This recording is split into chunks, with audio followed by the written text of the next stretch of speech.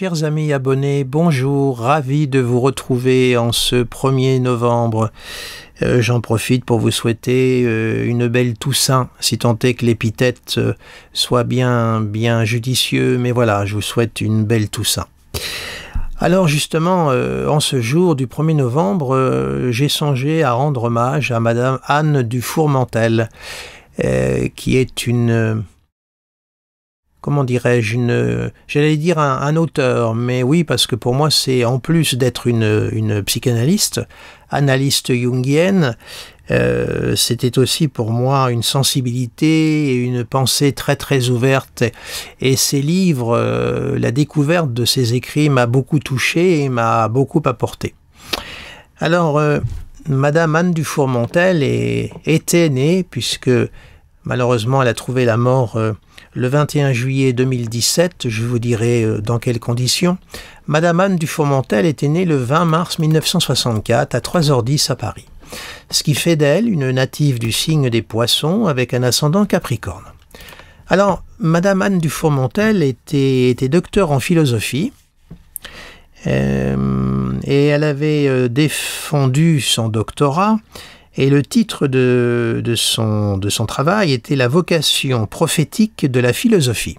Et elle avait défendu ça en 1994, c'est-à-dire l'âge de 30 ans, c'est-à-dire la première boucle de Saturne. Et précisément, vous vous souvenez que j'avais fait une galerie de portraits de philosophes dans lesquels j'avais dégagé la tonalité saturno-neptunienne ainsi que les valeurs de la maison 9. Et puis également l'importance de Mercure, il va sans dire. Or, il se trouve que Madame du Fourmentel répond à ces tonalités planétaires puisqu'elle est native du signe des Poissons. Donc le Soleil est sous la maîtrise de Neptune, lequel Neptune est la planète la plus haute dans son thème, et on retrouve un ascendant Capricorne, donc sous la maîtrise de Saturne, lequel siège en Verseau. Or, vous savez bien que avant que l'on découvre Uranus, Saturne était la planète maîtresse du signe du Verseau. Donc, Madame du Fourmentel répond aux critères de la tonalité planétaire que j'avais dégagé et cherché à mettre en lumière dans différents thèmes de philosophes. Alors bien sûr, dans les thèmes où il y a une tonalité neptuno-saturnienne ou saturno-neptunienne, ça ne veut pas dire que la personne va être ipso facto sensible à la philosophie. Bien sûr que non. Vous savez bien que l'astrologie ne fonctionne pas comme ça. Mais, tout au moins, dans un grand nombre de portraits de philosophes, on retrouve cette tonalité. Tout au moins, Saturne, ça peut être aussi la planète des chercheurs, des scientifiques. Ça veut dire que toutes les activités qui vont demander de la réflexion, de l'approfondissement, de la rigueur, de la solitude, du silence, de l'introspection, eh bien, il faudra chercher l'importance de Saturne et du signe du Capricorne. Et après, tout ce qui va nous relier à l'aspect universel, au tissu humain, à la sensibilité, à ce qui se passe, se trame au très fond de nous, va vous nous ramener aux valeurs de Neptune et du signe des Poissons. Hein, voilà. Donc, Madame du Fourmentel répondait à cette tonalité planétaire. Donc, elle a exercé surtout en tant que psychanalyste, analyste jungienne. Mais elle n'était pas uniquement jungienne dans l'acception pure, elle avait une dimension qui était bien autre et bien plus grande que cela encore.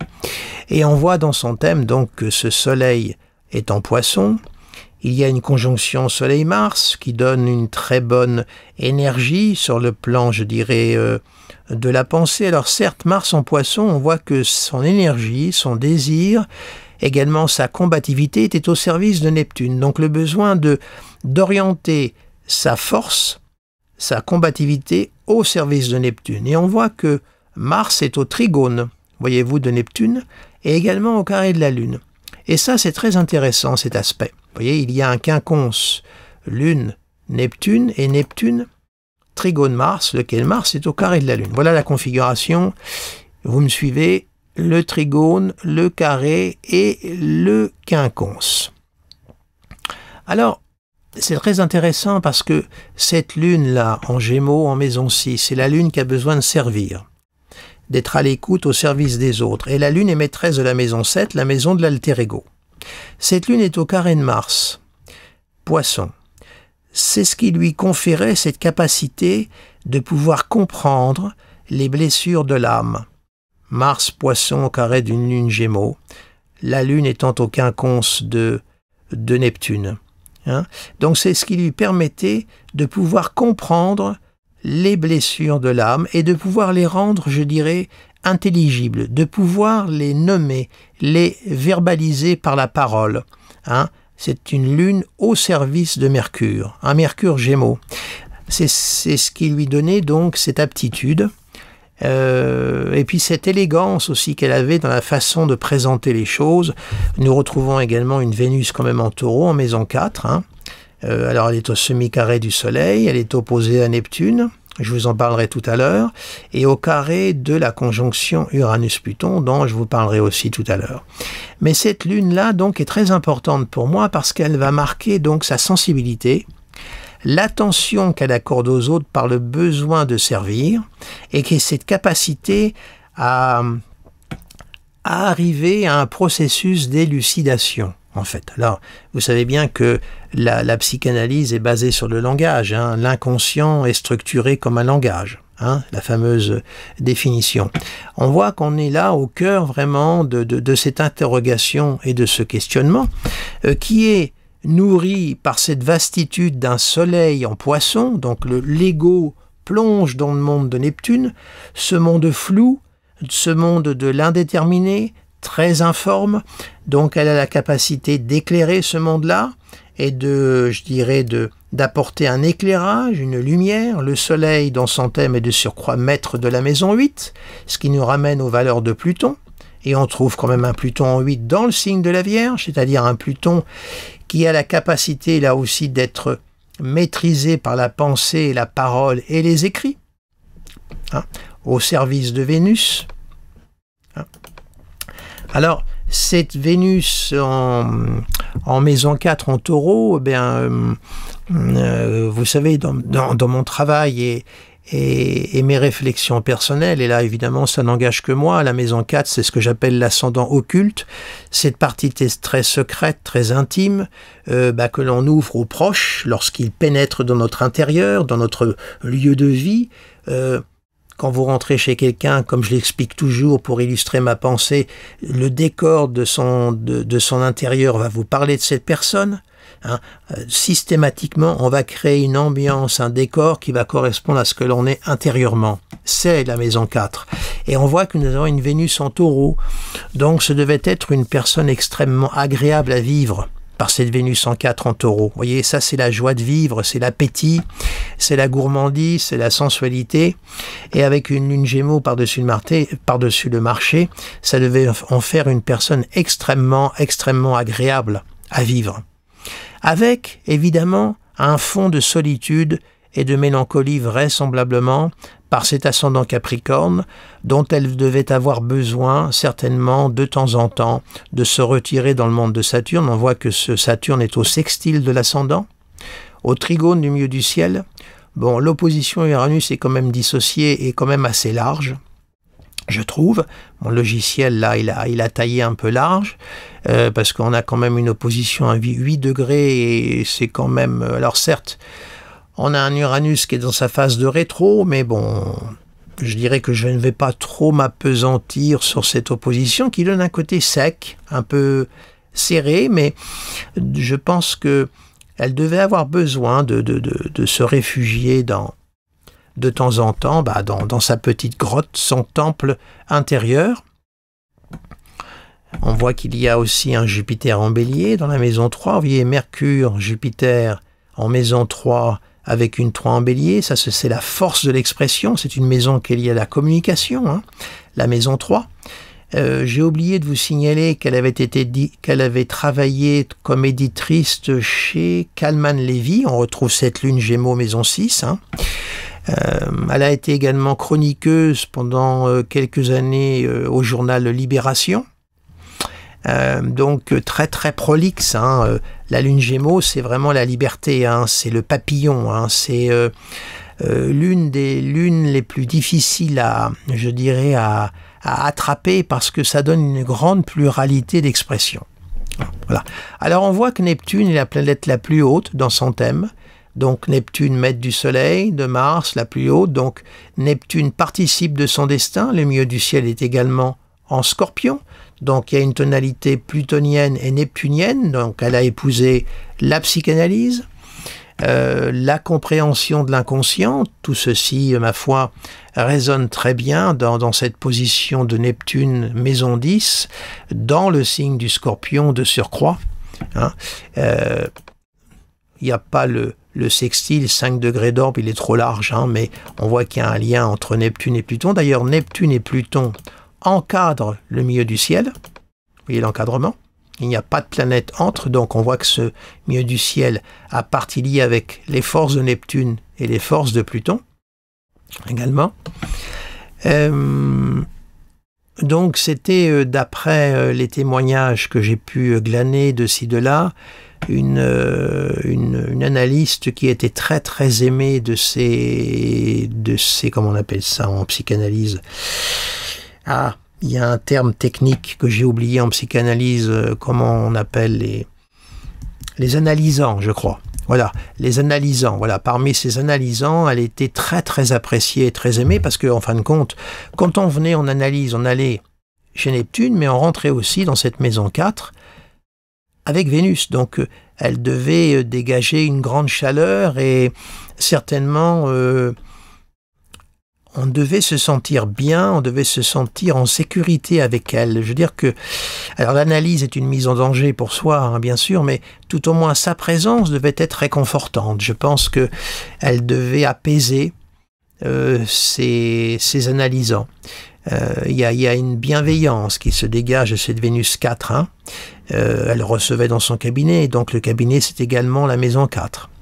Alors cette Vénus opposée à Neptune, bah, c'est une forte idéalisation des forces de l'amour. Hein. Vénus plonge dans le monde de Neptune, dans le monde de Poséidon. Vous savez, on dit que Vénus est exaltée en Poisson. Hein. Vénus est maîtresse également du Soleil par exaltation. Et cette Vénus qui est en domicile en Taureau est très forte aussi. Donc il y avait aussi une forte idéalisation des forces de l'amour. Et j'en viens à cet événement dramatique qui est survenu le 21 juillet 2017, Anne du Fourmentel va trouver la mort en voulant sauver l'enfant d'une amie de la noyade. Elle va spontanément plonger à l'eau pour sauver cet enfant de la noyade. Elle va réussir à la sauver, mais elle ne survivra pas et on ne va pas réussir à la réanimer, elle mourra d'un arrêt cardiaque. Et on voit cette Vénus-là, qui est l'amour, qui plonge, qui va dans le monde de Neptune. Vous voyez, Neptune est la planète la plus haute, et quelque part, ce Neptune, ce dieu jaloux et possessif, comme je le dis souvent, eh bien, l'a emmené dans ses vagues, l'a emmené dans ses ressacs, l'a entraîné dans ses profondeurs, puisque Neptune est la planète qui a partie liée avec son destin. On voit également que Pluton, qui est le maître de son milieu du ciel, jadis, dans les vieux manuels d'astrologie, ceux-ci disaient que le milieu du ciel était vraiment la maison du destin. Son destin était marqué par Pluton, et on retrouve Pluton en maison 8, conjoint à Uranus, qui pouvait signer une mort violente. Hein, une mort qui tombe brutalement. Le maître de 10, le maître du destin en maison 8, conjoint à Uranus. Et cette Vénus-là, donc, ça a été son élan. En plus, elle a un Mercure en bélier, un Jupiter en bélier. C'est du feu, c'est dynamique. Vous savez, le courage, c'est pas quelque chose qui se pense, qui s'analyse. Ça vient des tripes, ça vient du fond de soi-même et on se porte devant du léger ou alors on le fuit. C'est instinctif, ça ne se compose pas, le courage. C'est comme ça. C'est pour ça que les gens qui fuient devant le danger, on n'a pas non plus à les juger et à les montrer du doigt. C'est une réponse de l'être profond. Et là, on voit qu'elle s'est portée au secours. Vous voyez, Vénus est en rapport avec Uranus-Pluton 8, semi-carré du Soleil, et opposé à Neptune. Vous voyez, donc, c'est une Vénus quand même qui reçoit des aspects des 3 planètes lentes, vous remarquerez, Neptune, Uranus, Pluton, donc ça veut dire que c'était une femme qui était à l'écoute du monde et qui ne pouvait pas être insensible à ce qui se passe autour d'elle. C'est impossible quand on voit Vénus, planète de l'amour, de l'harmonie, de la concorde, en relation avec les 3 planètes lentes. Elle ne pouvait pas être à l'abri des fureurs de ce monde. Elle y devait y être extrêmement sensible, d'autant plus que avec un Soleil et un Mars en Poisson, on est dans un rapport d'extrême sensibilité des émotions. Hein. Le Mars en Poisson, c'est le Mars qui a besoin de servir, surtout qu'il est au trigone de Neptune. Je vous l'ai dit précédemment, je me répète, mais voilà, on a un Mars qui réagit au monde de Neptune et au monde des émotions. Vous rajoutez aussi Chiron qui marque la blessure, qui est également dans le signe des Poissons. Donc elle avait indéniablement, et puis vous voyez que toutes les planètes intérieures, Vénus, Mercure, Soleil, Lune, sont sous l'horizon. Donc il y a une dominante, on va dire, plutôt nocturne. Elle a un soleil de minuit, vous voyez, un soleil qui est vraiment là, au fond. Elle est née à 3h10 du matin, donc elle a un soleil de minuit déjà. Donc une nature plutôt portée à l'introspection. Mais cette lune Gémeaux lui donnait cette petite bouffée d'oxygène, cette âme très... Je pense que l'enfant, en elle, était toujours resté vivant, cette lune en Gémeaux. L'enfant était intact, peut-être blessé, mais il était toujours vivant. Et elle arrivait à communiquer ses valeurs lunaires, parce que la lune, c'est aussi sa part de féminité. Elle arrivait à la transmettre à ses analysants et aux êtres qui lui étaient également proches, bien entendu. Soleil-lune. D'ailleurs...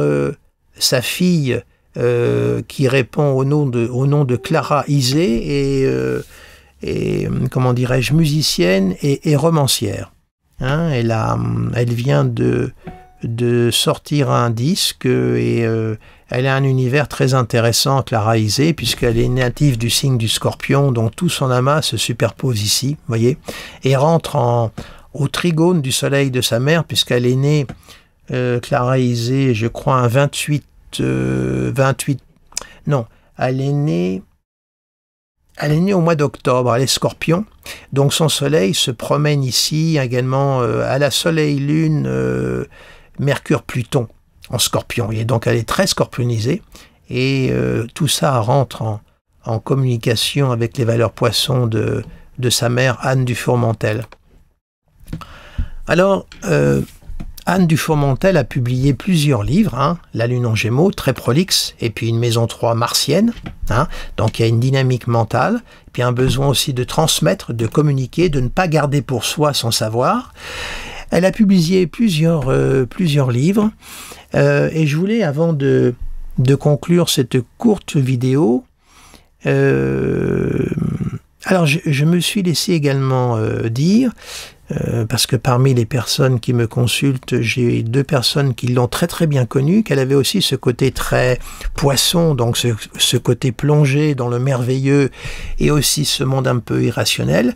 De temps en temps, elle s'emparait d'un jeu de tarot de Marseille, elle tirait le tarot de Marseille.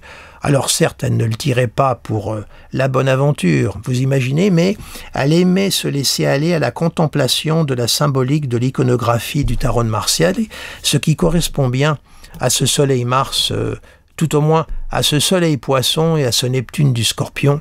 Le monde du symbole, de l'image, devait énormément lui parler.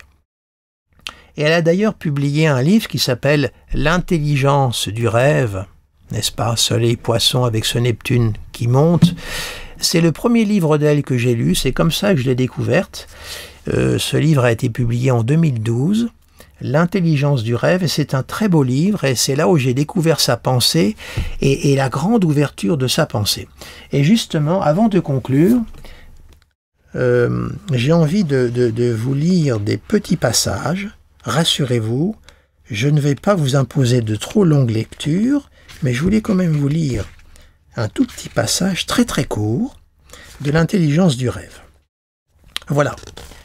Hors le rêve, la vie et la mort se refermeraient bord à bord, sans espace ni temps pour dire ce qui, de manière fragile mais insistante, parle de là où nous sommes et qui nous demeure à nous-mêmes inconnus. Le rêve ouvre la possibilité d'une autre temporalité, verticale, et qui pourtant traverse cette vie, ce temps. Que serait une vie qui ne contiendrait pas en elle l'autre vie? Et je trouve ce petit paragraphe extrait de L'intelligence du rêve, il fait résonance à cette phrase d'André Breton à Nadja, lorsque André Breton lui dit « Nadja, est-ce que l'au-delà, tout l'au-delà, ne serait pas dans cette vie-ci » Et je trouve ça très intéressant à l'heure où actuellement on ne parle que de la mort. Il y a les forces de Thanatos ont envahi le champ du conscient et bien entendu de l'inconscient. On est dans un monde à la fois mortifère, on écoute les informations, on ne parle que de cadavres, le nombre de morts chaque jour. On a connu ça durant la Covid, rappelez-vous, on avait un personnage qui passait à la télé tous les soirs et qui nous faisait le compte-rendu, nous donnant le nombre de morts, vous vous souvenez, ce n'est pas si loin. Les forces de Thanatos, de Pluton, ont envahi le champ de la conscience. C'est à se demander s'il y a une vie avant la mort. Et je trouve que ce petit paragraphe nous invite évidemment à regarder aussi du côté de la vie. Évidemment que nous allons mourir, ça c'est une évidence, il n'y a pas besoin d'être très intelligent pour le savoir. Mais maintenant, le chemin qui va nous conduire à la mort et de quelle façon la mort va venir nous chercher, c'est un mystère, nous l'ignorons. Ça c'est le secret de la vie. Et là, cette phrase-là nous invite justement à créer le point entre ce monde de l'invisible et le monde du visible. Et justement, en ce jour du 1er novembre, la fête du Samhain, selon les Celtes, là où le pays des morts et le pays des vivants communiquent, les portes s'ouvrent, je trouve que ce passage-là est très très éclairant. Et puis enfin, je vais finir et je vais vous lire un passage, un texte que j'aime beaucoup, mais alors il faut que je le trouve, vous m'excuserez. Alors attendez, je vais faire une petite pause parce que je n'arrive pas à le retrouver, je ne vais pas vous faire perdre votre temps, pourtant je pensais l'avoir marqué, je reviens à vous tout de suite. Voilà, alors ce court texte, il est extrait de l'un de ses livres qui s'intitule « L'éloge du risque ». Vous le trouvez aux éditions Poche Rivage. C'est un court texte, mais que j'aime beaucoup. Je vais vous en imposer la lecture. Donc le titre, c'est « Au risque de l'inconnu ». Au risque d'inviter une femme à danser un rock et lui chuchoter « Fermez les yeux ». Au risque de partir en voiture pour aller dîner en ville et finir à Rome le lendemain, après avoir roulé toute la nuit parce qu'on a changé d'idée. Au risque de voir votre homme pour la 50e fois décliner l'offre du petit vendeur de roses pakistanais et lui acheter toute la brassée pour l'offrir à tous ceux qui sont là dans la salle. Au risque des nuits blanches.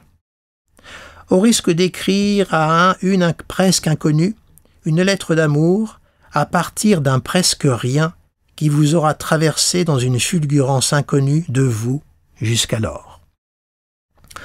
Au risque de ne pas cesser de faire l'amour, au risque de prier sans le secours d'aucun dieu, ou même avec. Au risque de l'amitié cachée, folle et perdue infinie, pire qu'un amour.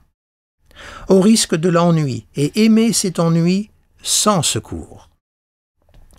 Au risque de marcher seul dans une ville et attendre que survienne, à cet instant, le sens de toute une vie. Savoir que le lendemain, tout disparaîtra. Au risque d'écouter la Passion selon saint Matthieu de Bâc en boucle. Au risque de prendre sur soi la responsabilité dévolue à un autre, tout sauf un principe de précaution.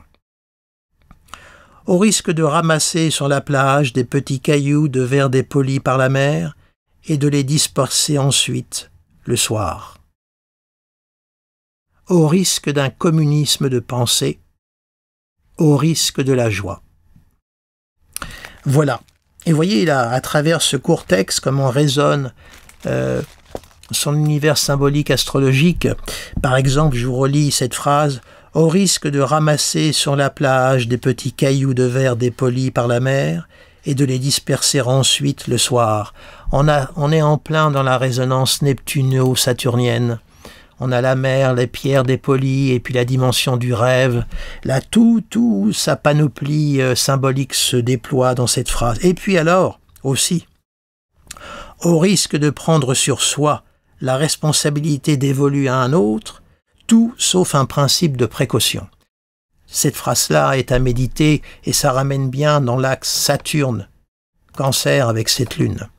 Voilà, c'est-à-dire que elle savait certainement avoir aussi les mots Lune, Carré, Mars qui pouvaient peut-être de temps en temps piquer, peut-être secouer, peut-être faire un électrochoc en l'autre pour lui permettre d'arriver à un principe d'éclaircissement et, comme on dit en psychanalyse, d'élucidation. Voilà, je voulais vous faire ces petites lectures et puis écoutez, moi je vous invite à lire Anne Dufourmentel. Alors vous avez L'éloge du risque, vous avez En cas d'amour, qui est vraiment un livre magnifique, Psychopathologie de la vie amoureuse, le sous-titre est un peu barbare, En cas d'amour suffit, vous verrez, c'est très très beau. Il y a également Se trouver, qui est une série d'entretiens, également qu'elle donne, et puis vous avez L'intelligence du rêve, et puis vous en avez d'autres, et puis sur internet, si vous tapez son nom, je pense que vous arriverez à des interventions d'Anne Dufourmentel, vous aurez donc l'occasion de la voir, de l'entendre, et d'apprécier sa pensée et puis sa personnalité. Tous ses proches, à l'annonce de sa disparition, étaient absolument sidérés et elle a laissé un très très grand vide autour d'elle et quand on voit son thème, on n'est pas surpris qu'elle ait eu un impact très fort sur les autres et qu'elle a laissé derrière elle un très très grand vide. Voilà, eh bien écoutez, j'arrête ici mon exploration. Il y aurait beaucoup à dire encore, vous savez, sur un thème, mais vous voyez, son nœud nord est dirigé également vers la maison 7, hein, l'autre. Donc elle a très bien vécu son nœud nord, hein, en Cancer. Évidemment, il y a beaucoup, mais après, il y a la partie aussi secrète, comme je vous le dis toujours, dans laquelle je ne veux pas entrer ici en ligne. Ça serait indécent et ça serait incorrect. Et puis, ça ne serait pas du tout respecter sa mémoire. Voilà, eh bien écoutez, je vous souhaite un agréable 1er novembre. Je vous remercie de votre fidélité. Pour les nouveaux venus, je répète toujours la même chose. N'hésitez pas à vous abonner à ma chaîne et puis à vous abonner également à mon site internet parce que je publie quelquefois des articles et si vous êtes uniquement abonné à ma chaîne YouTube, vous ne serez pas averti de la mise en ligne de mes articles. Et puis écoutez, partagez cette vidéo si vous estimez qu'elle en vaut la peine, et puis mettez-moi un petit pouce, ça permet de la référencer. Voilà, c'est un petit peu mon charabia de fin de vidéo. Je vous dis à très très bientôt, et puis prenez soin de vous, portez-vous bien.